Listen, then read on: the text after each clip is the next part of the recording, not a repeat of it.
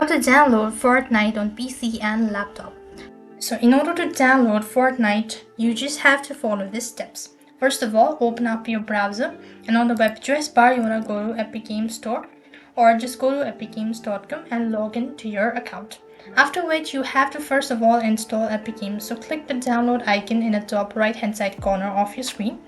Now this is going to download the exe file, so you just have to wait patiently until it is completely downloaded.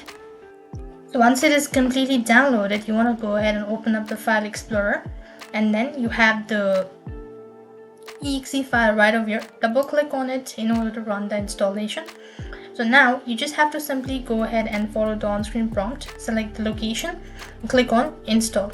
As it is installing, it's just going to take a couple of seconds. So once you're done completely installing Epic Games, so from the Epic Games itself, you have to go to the library and then download or install Fortnite. So you just have to follow the prompt. So click on finish once it is done.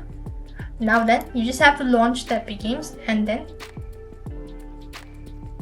install it. So that's how it's done. I hope the video was helpful. Make sure to like, share and subscribe. Thank you for watching. See you in the next video.